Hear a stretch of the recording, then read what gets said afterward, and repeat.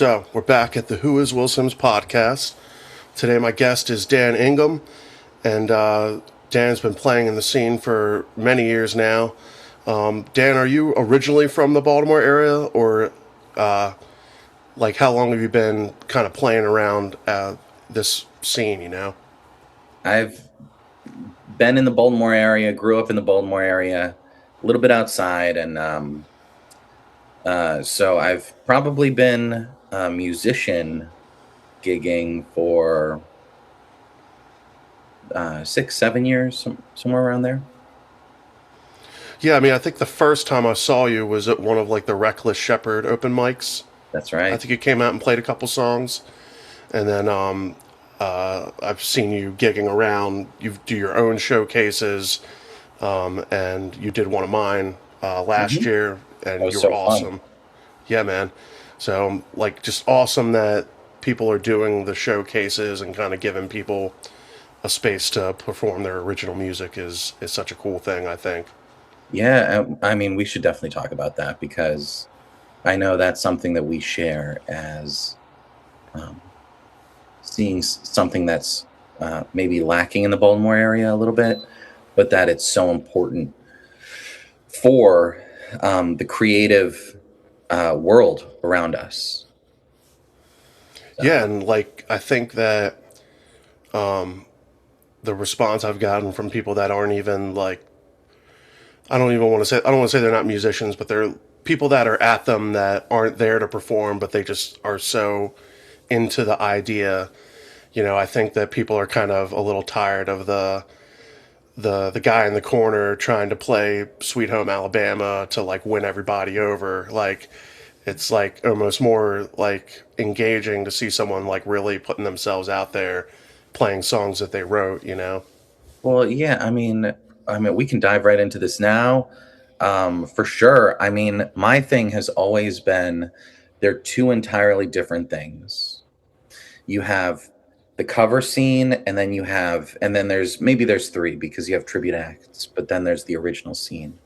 And you have so many musicians that are dying to have a little bit of a more um, dynamic original scene, and you can even see it in their cover shows because everyone like has to make money. It's the curse of the gig itself, but you have to be able to you need to be able to make money to sustain yourself and to continue gigging and to have your name out there in a way that is recognizable easily to bar owners, restaurant managers, and crowds. And so, but I mean, I think Madison Bailey is like a perfect example. Like she will finish a set with an original song, and she has such a great like presenter voice. Um, to remind you her name and that this is an original song. It's different than the cover song. And then she dives right into it to finish out her set. But it's like, yeah, like it's so challenging to have like both of those things and to juggle them really. I don't know if you feel that way. How do you feel I about it? I was what I was thinking about what you were saying there is I think there's something about there's already like this big step you got to take just to get out there in front of and perform in front of people. But I also notice with a lot of like musicians, like you know, they can play a cover song or I'm sorry, they can play an original or a cover song really, and just sound really confident and powerful. But then like they get between songs and they're like, so you know, how's everybody doing today? And it's like, especially at those songwriter showcases, I got to like turn their voice up because I can barely get them to come. But Turn the like, yeah, reverb like on. I think they're, I think that that performance side of it has to almost be like an all-encompassing thing.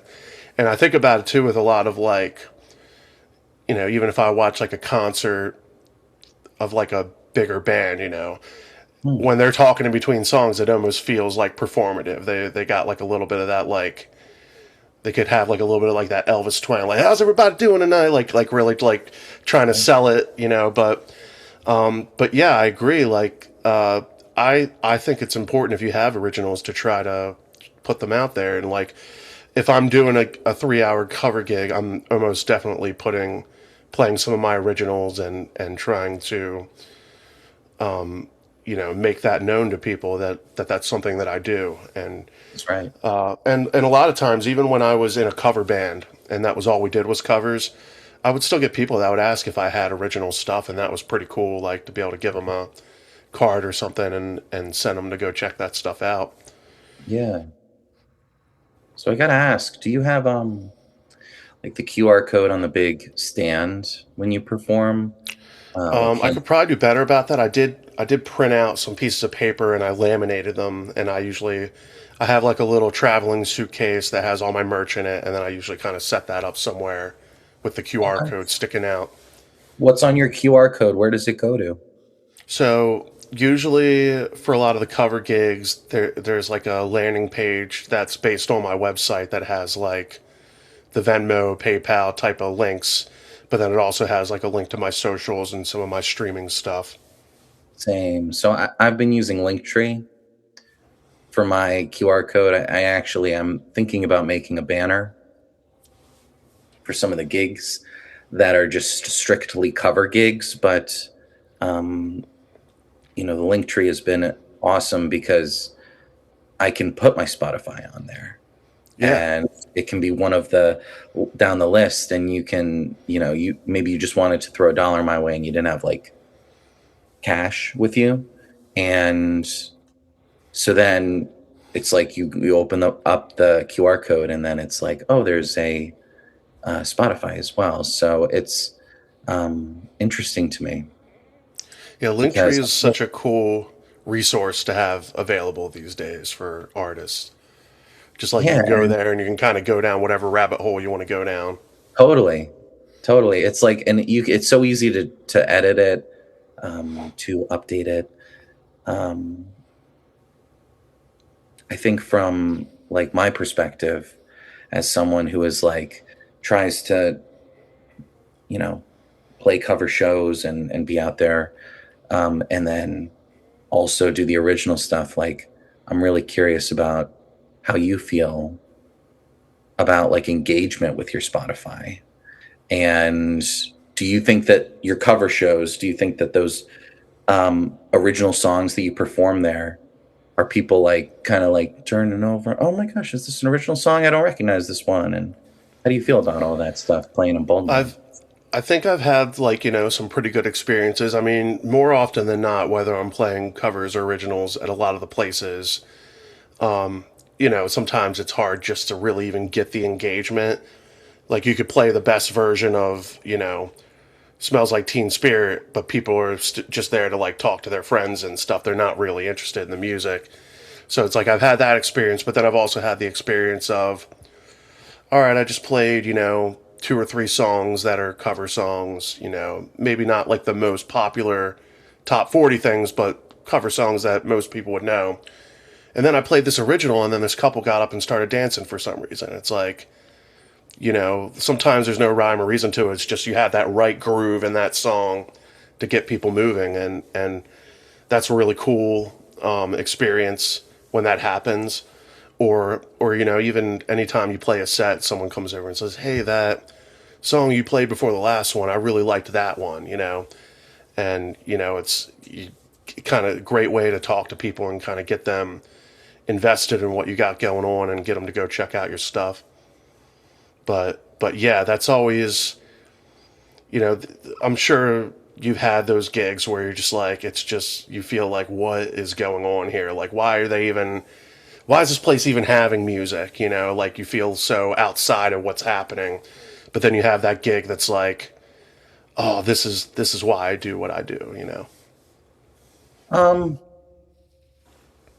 it's an interesting like line to walk. It really is because I will play a show, and during the show, 90% of the show, it's like I know exactly what I'm there to do. I'm there to be background music. And then I'll be in the bathroom and someone will be like, just like washing my hands really quick before I go up to the next set. And, they'll be like, oh, I'm sorry. It's like a little bit loud in here and people aren't really paying attention. It's like, I'm okay with that. I really am, because I understand I'm there to make them money. The the bar owner and the restaurant need a draw, and it's like my job there is literally to make sure that people don't leave before they were before they've ordered anything or before they've started to look around and figure out a next move for the night or Yeah, I something. mean, that's a big compliment too. I've done gigs where people said, "Well, we were getting ready to leave, and then you started playing, and we just decided to stay and watch." And that's great for the bar, especially if they get a couple more drinks, hang out a little bit longer. Like, you never know what'll happen, but that's always a pretty nice compliment because there's definitely times I've started playing with a band and everyone's like, too loud, we're out of here. Like, you're Hmm. always kind of fighting that battle of,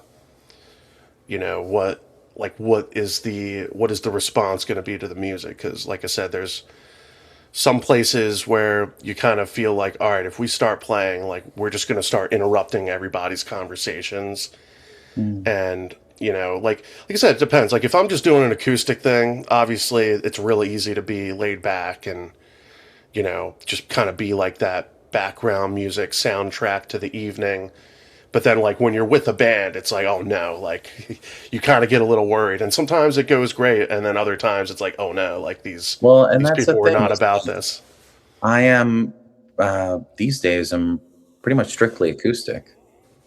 So I mean I've played a few band shows here and there when the right opportunity presents itself, but to be able to play like an acoustic show and then it's like you can kind of gauge audience reception and stuff and kind of play to the audience or back um, the background music a little bit more.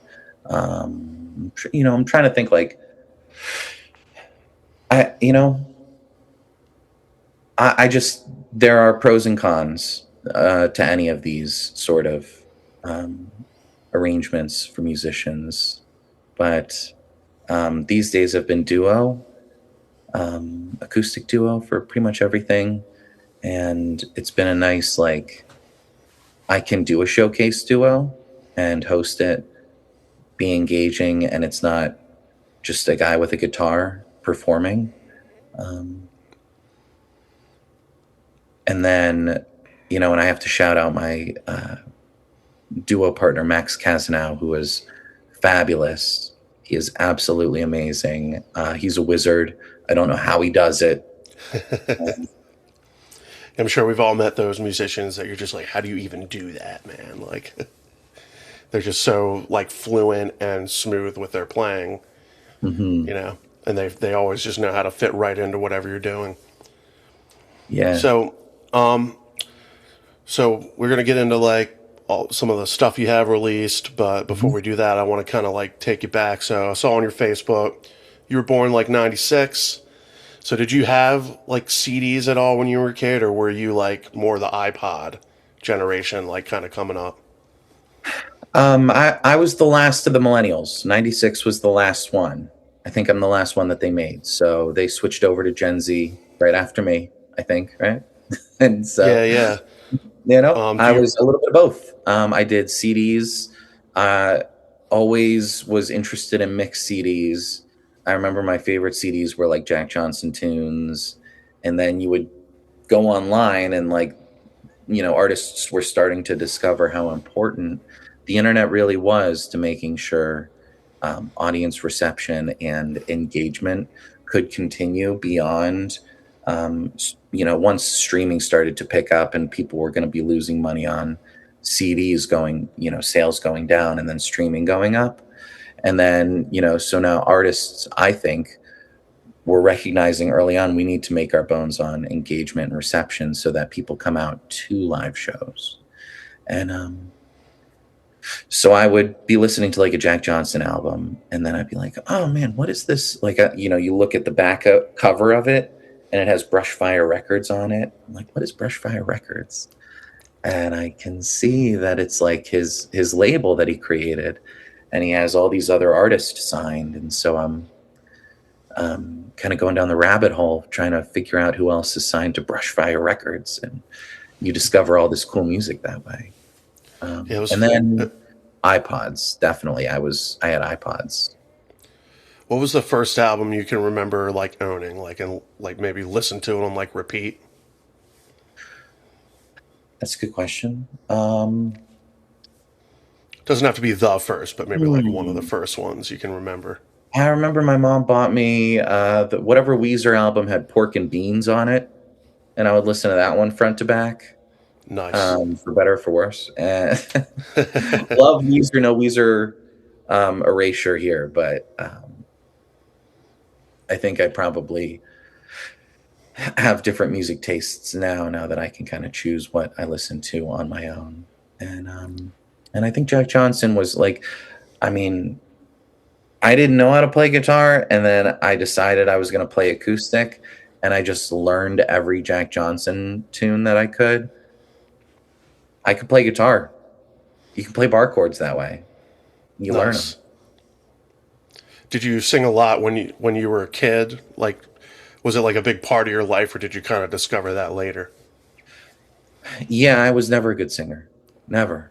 It was yeah, oh man.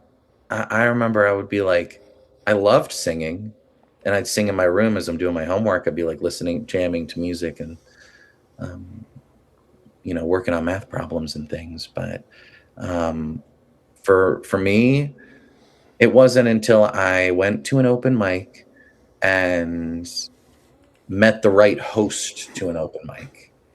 Um, yeah, so that was like I remember it was at Hoko Brew Hive in Ellicott City, the old T Bones, and I think it was Sunday nights they would have open mic there, and Moonstone would host every other week. Moonstone being the acoustic duo that kind of ushered me into this. It was like they would kind of guide me into what it took to become a gigging musician instead of like bedroom musician. And you know, I think once I started to talk to them, and you get their numbers, and then you start asking like, what's the right speaker, and what's a monitor? I don't know what a monitor is, and how do I use this mixer, and what do you recommend I buy? And um, you just start to put together promo material, and the rest is history. Nice. And guitar, I guess you started on guitar before you really got into singing. I learned acoustic. Um, it took me a while to buy an electric guitar. I remember I bought hollow body, and my neighbor, Miranda Judd of Miss Moon, her family, like her dad especially would build guitars, and so I bought like the body of a guitar, and he just put all the electronics into the guitar, and it was like Les Paul.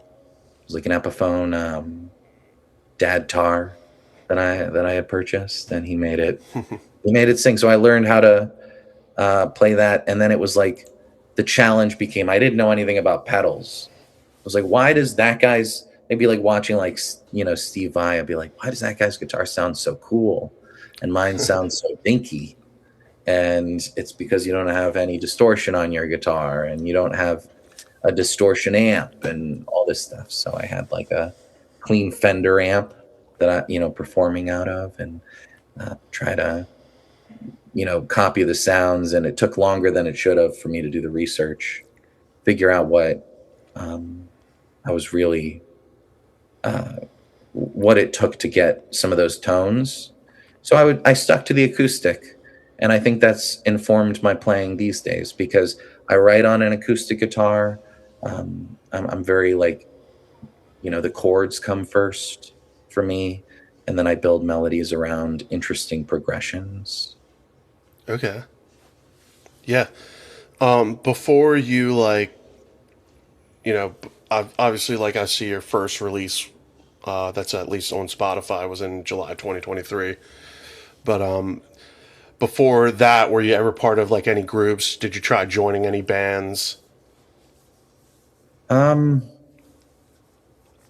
and not no, I was pretty solidly bedroom musician for a long time. Um, Yeah. Yeah. Oh, cool. And then, so did you have anything that you had recorded before Heartbeats, or was that like the first like time you went into the studio? Because I know that I had that experience where I went and recorded with a band, and like it did not turn out good. So that stuff will never see the light of Oh day. yeah. Yeah, we should definitely dive in here because learning how to record yourself and how to mix yourself and what a master engineer does, and um, everyone's journey is different, and it's like a dark art that you kind of put together all the information, and it's like, oh, I learned all this stuff, but I'm missing like one element, and then you put together your album, and oh, it sounds a little off. I don't know why. And for me, that was oh my gosh, this is really taking back. So like before Heartbeats, I recorded I went so I went what's the name of the I had rented a cabin, and it was a cabin in rural Valley, Pennsylvania. Just like literally has rural in the name. It was beautiful. And so I was like, um I'm just going to rent a week at this cabin. I'm going to write an album. And then I'm going to figure out how to get this into Spotify somehow. And I had no idea what I was doing. And I ended up giving up on it. I remember I had like written um, these songs, and I was like, oh, these are pretty good songs. I like these songs. But I didn't know how to get a full band recorded. Like, where do you put the microphone on the drum? How do you get the electric guitar to sound real? And so then it became, I'm just going to do it acoustic and record it with like a little SM57 or 58. And I was like, this is borderline garbage. I'm not putting this out. And it wasn't until I had connected with um, Rich Marcinek from Moonstone, and it was COVID era, so there's a lot of free time for everyone, and so we're all just kind of hanging out, waiting for things to open up so that we can play gigs again. And he goes, I'm going to build a studio in my basement, but I don't know anything about it either. So he's like learning how to mix, and he learned how to mix my album. So we would just meet in the basement. We'd have musicians come in, or we would go to their houses. I remember Garrett Claggett in Severna Park. He played the drums for us, and we went over to his house. He has a drum room that was um, at the time, it was like, you can do this yourself. Like I was like, how do you, so um, he had a beautiful room to me, and I was like in awe of how well put together it was. And then we put it out. And I remember the challenge being that we didn't know about mastering. So we were looked up online AI mastering, and we had put it through Lander. And then I finally spoke to like Matt uh, Shulman at Mobtown, and he was like, "No, don't use Lander. Oh God, no, don't use Lander." Okay, good to know. Lesson learned. But And so, which release was that? so I put out Rural Valley, and then I wanted to re-record it. I had the drum tracks, and so I actually reimagined some of the arrangements and everything. So you can see like if you go on my Spotify, at least up to date now, is Rural Valley Reimagined is the release that was inspired by my first release. Okay, nice. Yeah, so I kind of jumped around a little bit. I mainly listened to your most recent live album you put out. I listened to your upcoming collaboration project. I also listened to State of Unreality. Is Mhm. like a kind of like an acoustic, instrumental, just kind of ethereal sounding type of. It's almost like a soundtrack to something. Is kind of the vibe it gives. Very like relaxing. Like you just sit and like study and have that on in the background, which very different from your other stuff. Everything else is very kind of, they're songs. It's you playing a song. It's got a structure. It's got vocals. Those are almost just kind of feel like jams. Almost like I wouldn't be surprised if they were kind of like done in one take almost. Uh, So for if you go on YouTube, I actually filmed it in one take in a barn in somewhere in Western Maryland, Oh, uh, nice. farm. So there's just a 43-minute video of me just like, I wonder what this will sound like. And I remember I was running like my acoustic guitar through. I had a Flint that only had the reverb on it, and then I had a Dig Strymon pedal set to the golden ratio, and that's the tone there. Yeah, I mean the first track on there is 13 minutes long, and I was just like respect. Like Oh no. uh, you know, and yeah, like obviously I love when people kind of do something experimental like that, like like Nine Inch Nails kind of did it with the Ghosts type thing, where it was like completely different from everything they did. So that's always really cool to me. I know in the industry, like you're supposed to be in the box, like this is your box, stay in it. I'm like, forget that, I do what I want. But so yeah, you've released a lot of music between starting in 2023, singles, EPs, albums. But your most recent release is live at Backwater Books. And that was like part of a songwriter showcase type thing. Yes. Yeah.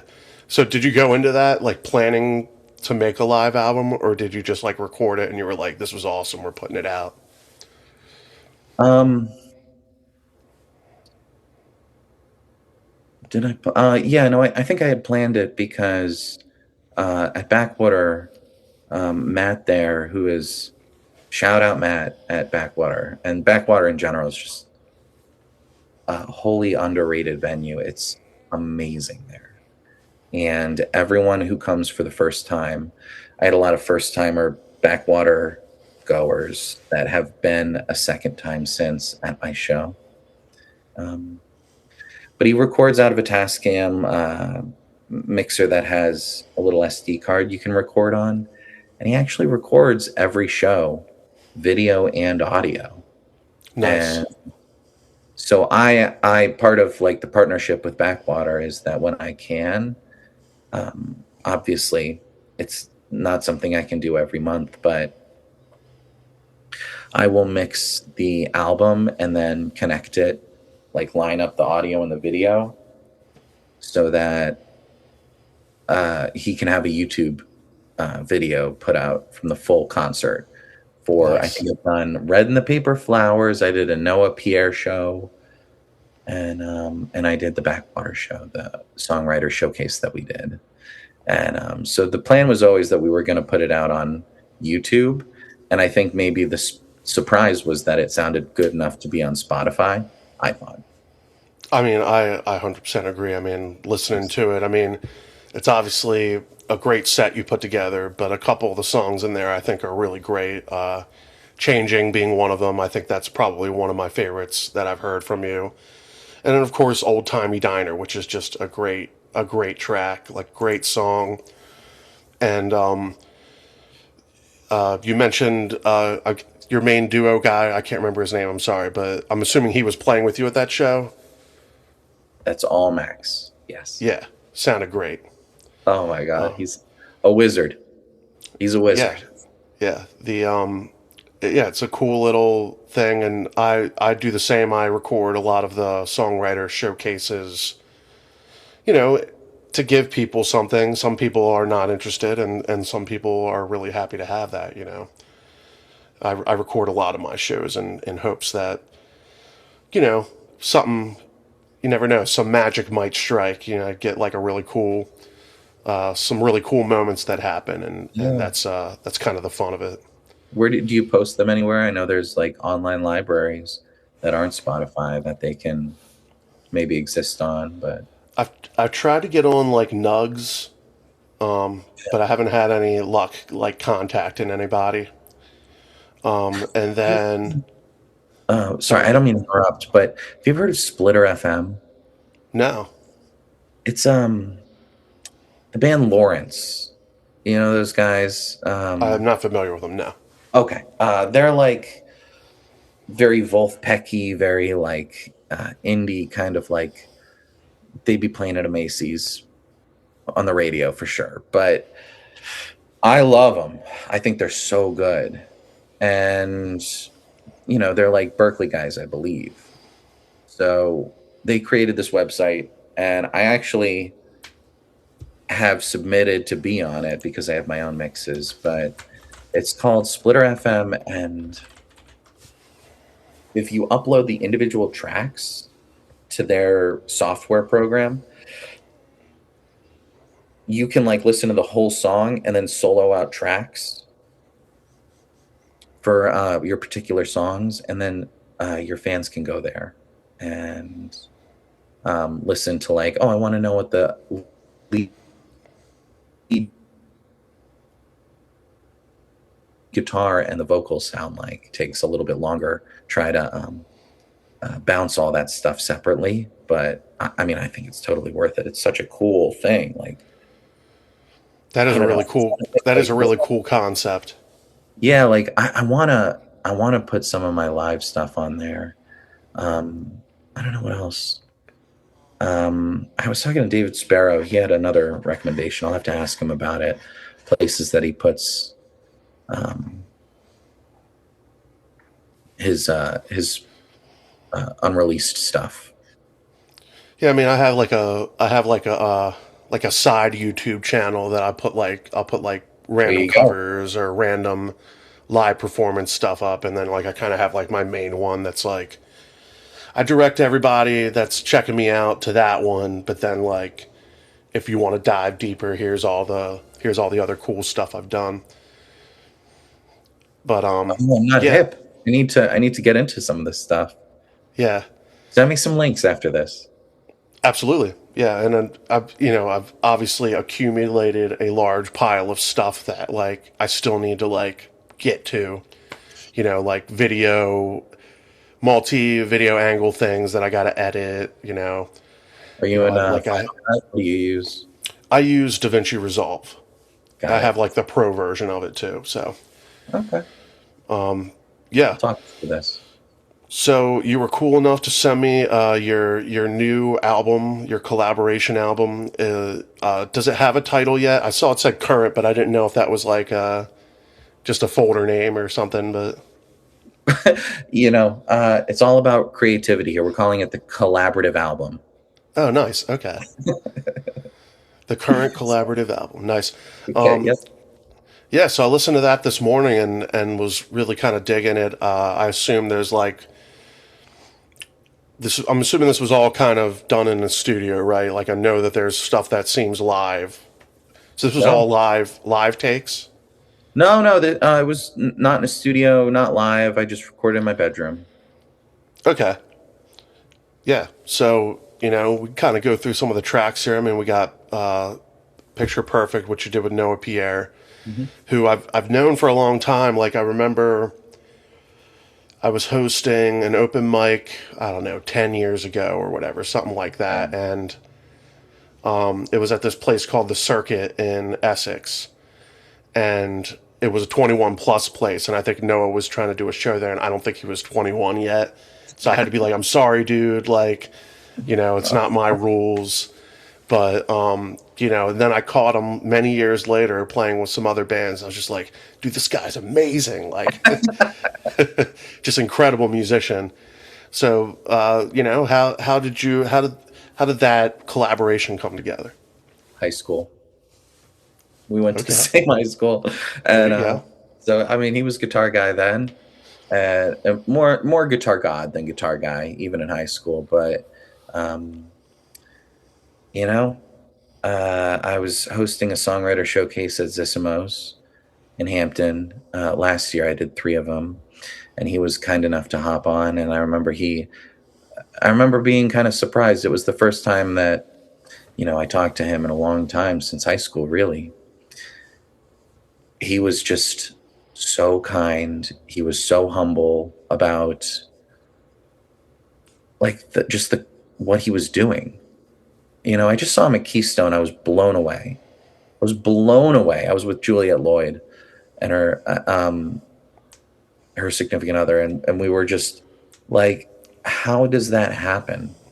He's uh, performing with a full band, and they just sound so close together and tight. And so my thought process was like, oh, he'll hop on, and it's just an easy way to make like a little bit of money. But he was just very complimentary of the format, and wanted the opportunity to get back into acoustic guitar. And so he performed solo acoustic and singing everything. And it was just a different format for him. I think he was appreciative of. I remember he said something during in between one of his songs, and he was like, my mom always says that my songs are too long. So this is a 3-minute song. So like I reached out to him. I was like, we're going to do a 3-minute song. And he was like, that. And so I went over to his place, and he just kind of had the chords already ready. I wrote most of the words. But that's the thing about this collaborative album is, like, as far as like going on a collab with someone that you haven't spoken with or don't have an established relationship with, is that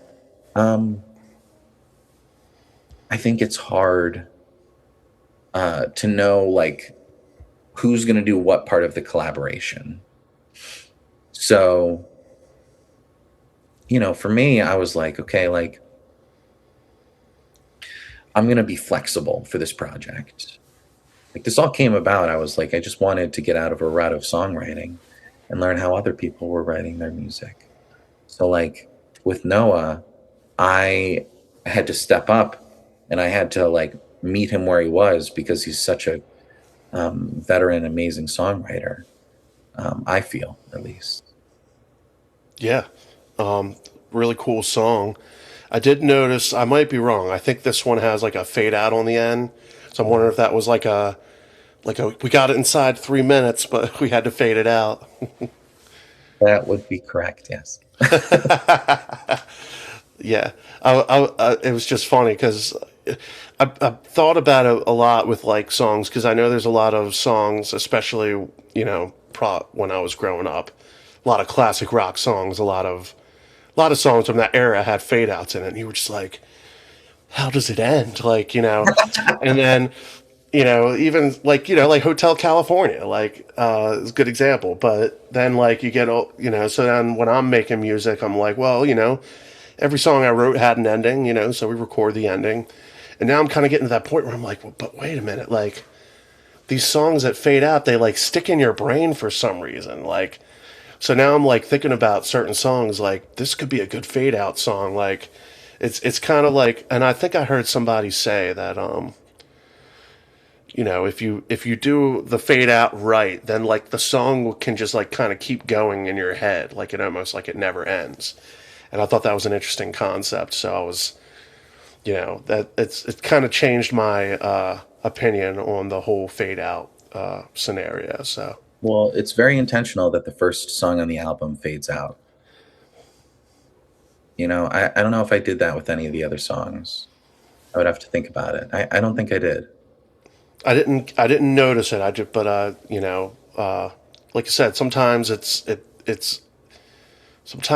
done in a way that feels like, all right, we didn't really know how to end it, and sometimes it's done in a way that's like, it feels like, oh, like it's just like kind of part of the feeling that you're going for.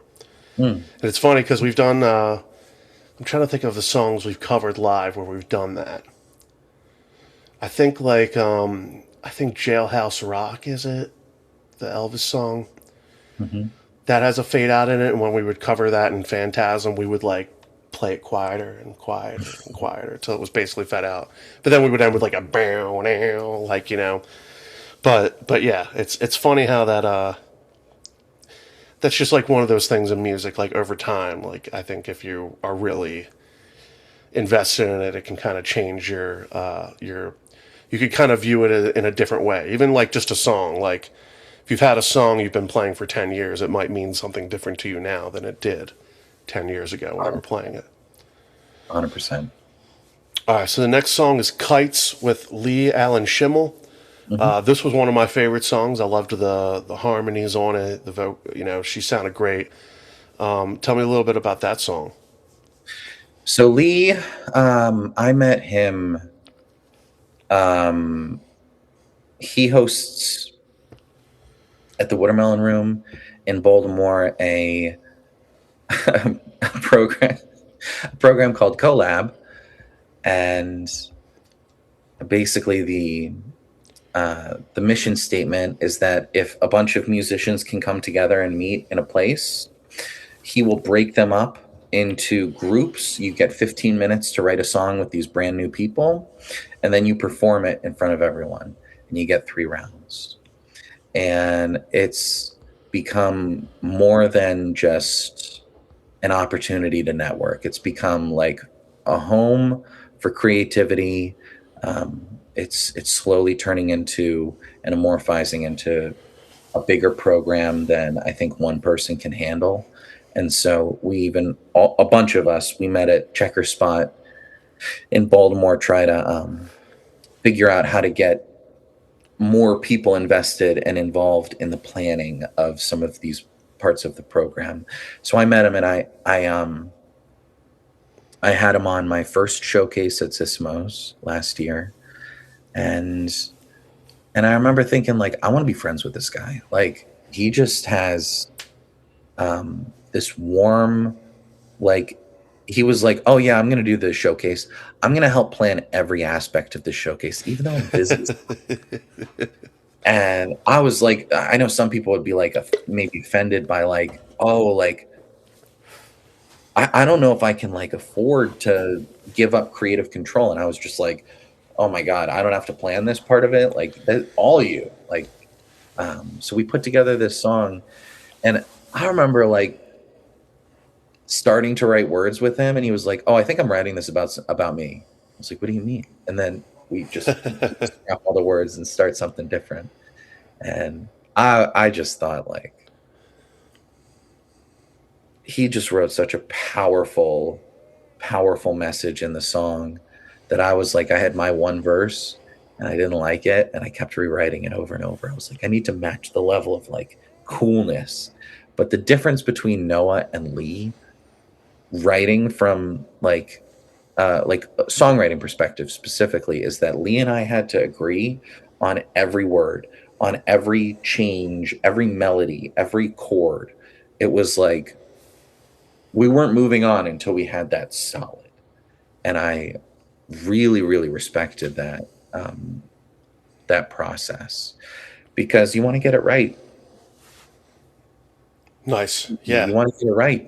Yeah. I think you did. Like I said, that one hit. I really like the melodies in it, just the overall production, structure, all that stuff. Just really hit on that one.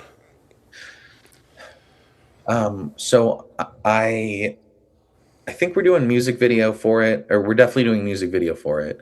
It's going to be a single. It should. I don't know when we're going to put this whole thing out, but um, it should be uh, one of the first tracks people be able to listen to off the album. And so, I mean, I agree. I think it's one of the strongest songs on the whole thing, and it's really funny. Like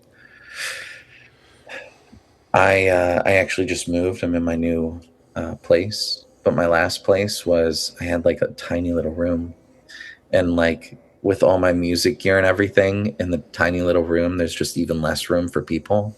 So I had Lee Allen and Mike Bragg over to record their parts to their songs, and it was just like we didn't fit the three of us in the tiny little room. And so we were just trying to like move a microphone, and you had to kind of like duck under it and stuff, and it was just like a claustrophobic experience trying to Yeah. find um, a I've way done to like make magic happen. yeah, I've done like I've got like a setup for the podcast where I can like take it other places, and there's a lot of like going to like someone's band space at like Orion Studios and like trying to like set up stuff so that I have like cameras and all that to like trying to get it all to work. It's like okay, like, but I think it's worth it because I think it's fun to do it in different places. It kind of gives it like a different visual element, and just gives us like another thing to talk about too, which is fun. But without it was funny because it was for Black Lake Minor, and of course like there was a band like in another room that started playing like right towards the end, so I had to Hmm. like kind of like find a way to get that music out of there. But yeah, so the next song is Good One, Hmm. and I know this has got some banjo in it from what I could hear. Yep. Who was playing like some of the instruments on this record for you? Um, so on Good One in particular, I think I'm everything except the drums. I don't know how to play drums. So my drummer for this song was is a gentleman in a band called Swell named Will Cameron. He's another kind of like bright spot through learning pains experience. Like I was at Asparagus Studio, and I didn't have a drummer, and I needed a drummer. And so the owner of Asparagus Studio just pulled up the bat phone and had like two or three contacts, and Will just showed up in Nice. an hour, and he was like, "Yeah, let's continue making music." And so I kept his number, and we try to get together whenever we can and talk shop. But it really kind of like glues the song together. My process has always been I put together scratch track to like a metronome. And I don't know if you experienced this, but like Logic metronome is different than the Pro Tools metronome. So like I have to work with a studio that uses either Logic or Reaper or something like that. And they had a modified version of Reaper at GDA Productions when we went to record the drums. So like my metronome didn't line up with their metronome perfectly. And so Will is like, Interesting. just have the metronome play, and I'm just going to play in time, and we'll figure it out. And I'm like in the booth thinking like, this is going so poorly. Oh my God, I'm freaking out. I'm like, every insecurity coming to light. I'm paying money for this session, and it's not lining up and everything. And then we take the metronome off, and Will just has a perfect internal metronome. So he did it's Kites, he did Good One, and then um he did a third one. He Made for TV. the the metronome story. It reminds me of a few years back. Basically, my whole first album is like the student sessions at Sheffield. Like we recorded when they have like the students that are like suppose you go in and you're like the band for the students to practice setting up and recording Okay. at Sheffield. And so essentially I would go in, it was like a 4 hour thing. No, it was a 2 hour thing. And we would be basically standing around for an hour and a half while they were like trying to get everything set up. And then we'd have like 10 to 15 minutes to like play the song a couple times. And then that was it. And then so I basically took those stems to Tony Corelli and he mixed it. And then we had to redo a lot of stuff because some stuff wasn't recorded well. But I did a session there, and the way they like exported the files when we were putting them, first I would send them to other people so they could like write parts for it, and everyone was going, "This is not right. It's like not in tune. Like it's not like at a beat. Like it doesn't line up with any BPM." I was like, "This is really weird. Like I know we did it to a BPM. I know I tuned before every take, like." And come to find out, it was like some kind of clocking thing. Like they exported it at like a certain like what's the time, like not the frequency, the hertz. Like it was Was it? like normally you do like 44.1 or 48K, and they exported it at Oh, one of those. But then when we were like trying to import it into our session, we had to do like this crazy math to figure out how to get it to like read it at the right time. It was so bizarre. Like oh it's a my, really, it's just one of those like little things that if somebody pushes the wrong button when they're exporting, you end up with something that's just not right, that you can't really yeah. work with. Oh my, like, yeah. Does that sound like And that goes something back to our similar? that goes back to like, I mean, what we were talking about earlier, where it's just like the growing pains of learning how to mix and master something. Yeah. And I take pride in like I mix and master everything. So like the Backwater album I did myself. This album I did all myself.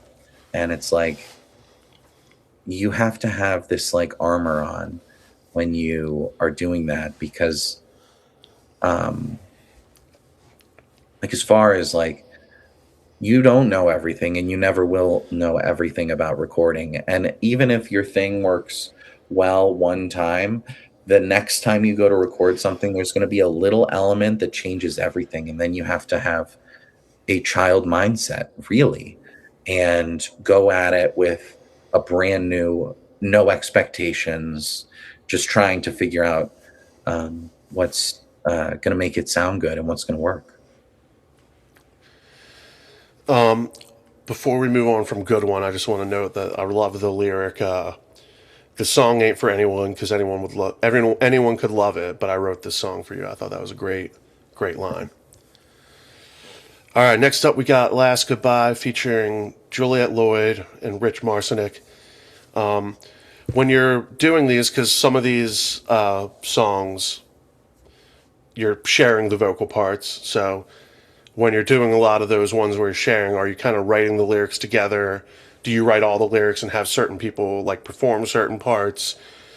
I noticed, like, I know on like Kites, you said you kind of collaborated lyrically. Mhm. Was that kind of like across the board, or was each song kind of like its own process? Each song was its own process.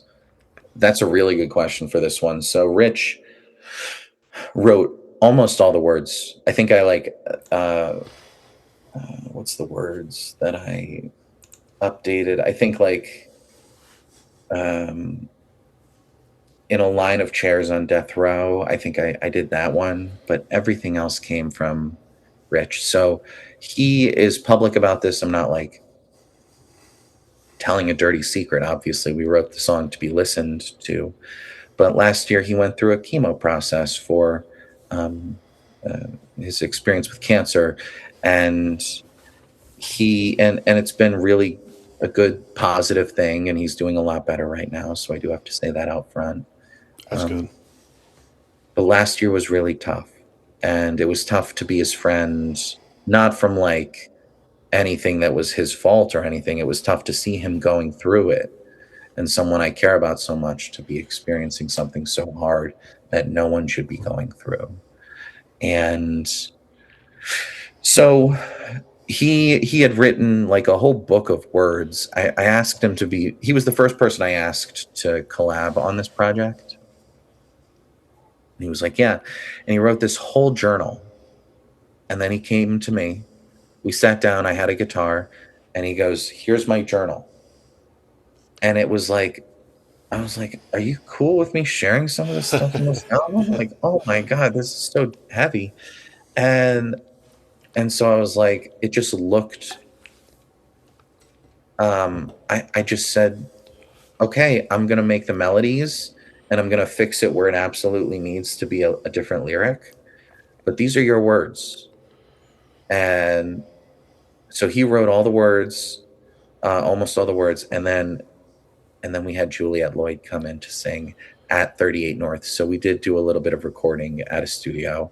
My apologies for this song in particular, and for the drums. But um, we were produced by Jim Ebert. I remember we came into the song thinking, "Oh, this is gonna be like Amberlin," and then Jim Ebert listens to it. He's like, "I think this is like Goo Goo Dolls." And we were like, "Okay, sounds good.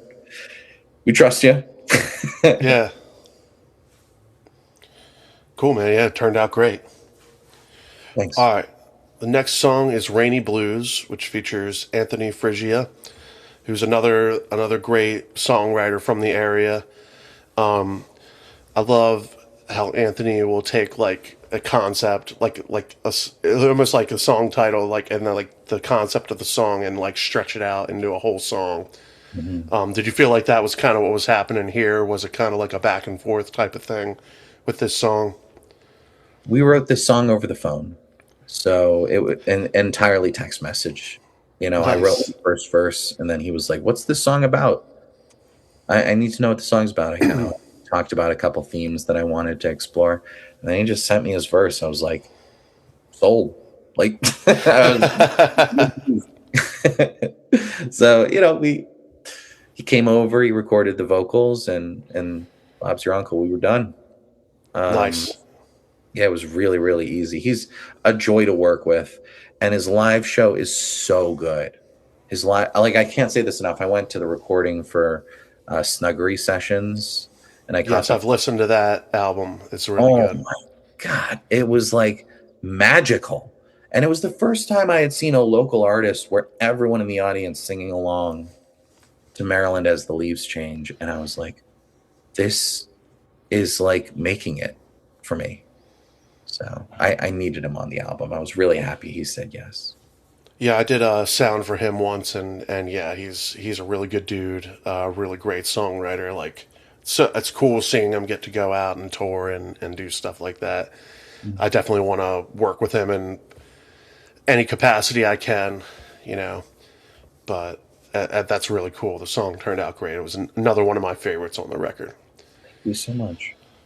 All right, Made for TV with Mike Bragg, man. Okay, so this is where I felt like, all right, we're getting experimental, we're getting weird, very heavy, very bluesy. Like how tell me how this kind of track came together. Like, definitely feels like the most like out there in terms of just the this collection of songs. Hmm. Thank you for saying that. How did this come about? I wrote the whole song, and then I couldn't get a singer for it, and I knew I needed a singer for it to kind of hit some of the high stuff. And when Mike came in and he was like, "I could probably do this song," he was there with Lee, and I think in just like he would take it bar by bar, be like, "What did you have?" I had my scratch track vocals or whatever. And he's like, "What did you?" Okay. And then it would just be like, "Here's the stratosphere of what you were doing, what I can do." And I remember like listening to the raw thing. I was like, I don't know if I can do this justice in the mix. And I put a bunch of Echo Boy and I put a limiter all over his chorus vocals. And it was like, might be a song. This might work. And we were going for like Nothing But Thieves. We were going for like the neighborhood. And I remember, the hardest part for me was that solo. And it took me hours to kind of finally figure out, like, oh, I need a wah pedal on this solo.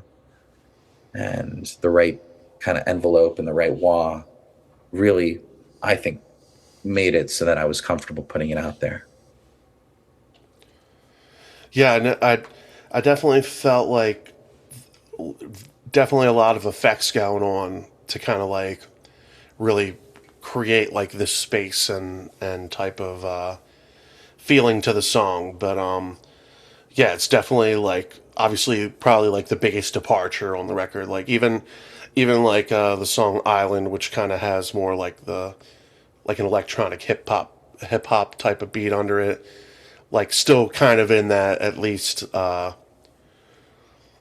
like same type of energy, but like this one kind of felt like really heavy. And you said that the drummer from you said I think Good One played on Will. this one too. So I bet this was fun for him to just get to rock out a little bit. I know. Riding those hi hats at the end, I was like, this is perfect. This is exactly what we need. And I knew it was all going to sound really good once I started to put guitars down over the drums. So the next song, "Starting Again," features Max Kazanow. Am I saying that right? Yeah. This one's got a lot of cool vocal layers. And is this the Max that you're playing with? Do you? There's a lot of people on this list, like people you've just met playing out at shows and stuff, or did you reach out to anybody kind of cold and just see if you could pull them Um, in? You know? um, I think I kind of knew everyone. I knew everyone ahead of time. I'm trying to think. I'm going down the list in my head. I think I had all the contacts already. Nice.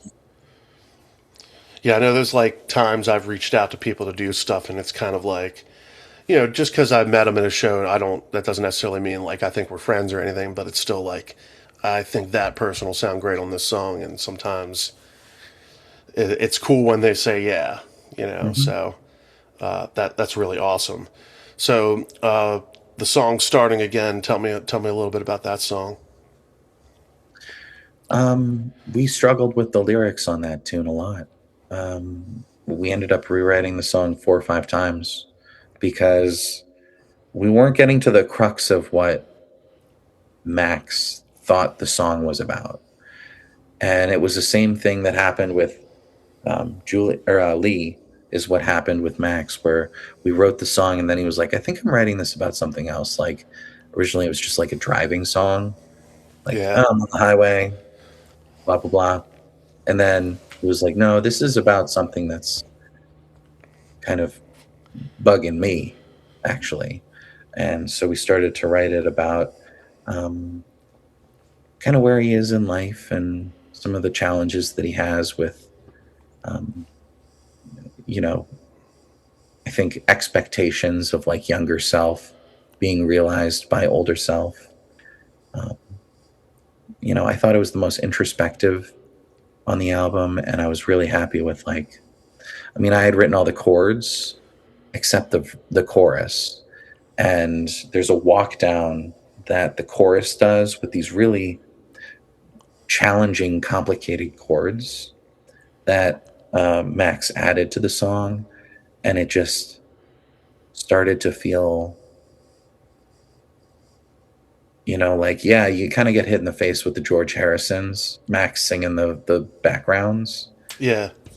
but then you start to think about like the structure of the song, and you're like, there's a lot going on here, and it takes a couple listens to really get into it and to understand, to kind of like digest all the changes happening. And that's what I wanted. I didn't want every song to be just like pop song, cookie cutter. I wanted some of these to you need to sit with. Yeah, I've been there too with the thinking I'm writing about one thing and then you realize that you're writing about something else. I've had that happen a few times. Uh-huh. Yeah. And you got to kind of follow the muse wherever it goes. So the last song on the album is "Island" featuring Miss Moon, and again, this is a little bit more like of a different thing, but like you got like a little bit of like a electronic beat going on. Miss Moon's got these very soulful vocals going throughout the track. Really cool track. Tell me how like this song came together and the kind of the process of creating that. I wanted to do a lo-fi tune. Like I wanted like a study beats Yeah, song. And I don't have it with me, but I bought a little calculator beat maker and put together the drums, and I really wanted Miss Moon to be on the album because they were one of the first, like Miranda, the lead singer, like their family put together my first guitar, my first electric guitar. Like I've known them forever. They grew up on my block, and so I found like, you know, we got together, we wrote the lyrics pretty quickly, and then they came over, and it was like I wasn't sure we had enough in the tune until Brendan put together the second guitar part, and then it started to talk to the first guitar part that I had recorded, and I was really happy about. Like, it was organic the way it came together. You could hear like ocean waves when you were listening to it, but it was just like it was perfect way to end the album. And I just knew it was going to be the last song on the album the second I was done putting um, the mix together. So yeah. That's awesome, man. Yeah. So we got the collab album. It's coming out this year, hopefully. Like I know, I know what the process is like of finishing something, and then you got to plan the release of it and all that stuff. So I'm hoping we can hear that soon. Yeah, man, this was awesome. And before we wrap up, I usually like to do a couple like fun what if questions, just to kind of spice it up, see what happens. But yeah, if you're down, we can do some fun questions here. Let's do it. So if let's just say you walk outside and the aliens are in the sky and they come down and they say, "Play us your best song." What would you play for them? Old Timey Diner. Nice, good choice. I think that's a fun song. All right. If you let's just say we've all had that dream of like getting to play with like our favorite band or whatever. Like I know Dave Grohl tells that story all the time about like, you go to see like the band and like, oh man, our drummer can't do it unless somebody here knows all the songs on drums. Do you have like a scenario like that? Like, oh man, if so and so wasn't able to play guitar, I'd jump up there and play all these songs. Like, do you have anything like that? Yeah. I mean, I wouldn't want him to not be able to play the show, but I'd want to get pulled up to play a show with Fish. Nice. That'd be That's fun. it. Trey, I am still learning, but I'd love to play like Trey at some point. Have you ever written a song based on a dream you've had?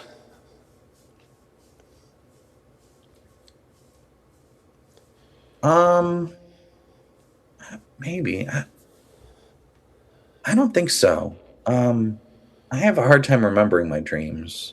But then the last place I moved in, it was always really cold in my room, and I could start to remember my dreams. I don't think I wrote any songs about them though. You're good. I know some people that are very, very dream song oriented. And so I'm Okay. always curious about that. I know I've had dreams that were very vivid and I can remember them, but I've never been like, I need to write a song about this dream. So it's very interesting to me. If your life had a theme song, what would it be? Um, the intro to Lost, the TV show. Okay, nice. No, I don't. Maybe a song. Oh, that's a good question. I really, I think,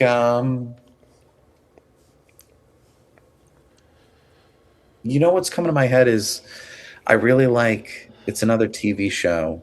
Is what's it called? Psych. The just the snappy like fun element to it is I think Psych. That theme song would be my theme song. I'll have to go look it up, and then when I clip this out, I'll put that underneath it. Yes, Yeah. totally. Got it. All right, last one. If you could wake up tomorrow with any skill, what would it be? Oh, playing the drums. Yeah. Playing the drums. I wish I could play the drums. Yeah. Like that's one of those things I love. I have a drum set out in the garage and I could go out there and play it every day if I wanted to, but and I find that if I play it like consistently, like I can play pretty well, but that's definitely one of those things I wish like I could do like some crazy monster stuff like some of these other drummers out there that are just insanely good. But yeah, man, this was awesome. Thank you for doing this. And You got anything cool coming up? Any cool shows you want to plug? Um, I don't know exactly when this is going to come out, so yeah, yeah.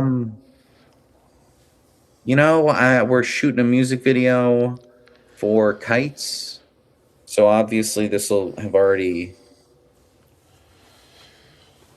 already be out, or may have already happened before this comes out, I mean. But I think it's a cool concept is we're doing a live music showcase and music video shoot at Monument City on Sunday. okay. 29th. So, I mean, if you're free on Sunday the 29th from 2 to 6, you know, play a couple tunes, hang out with us.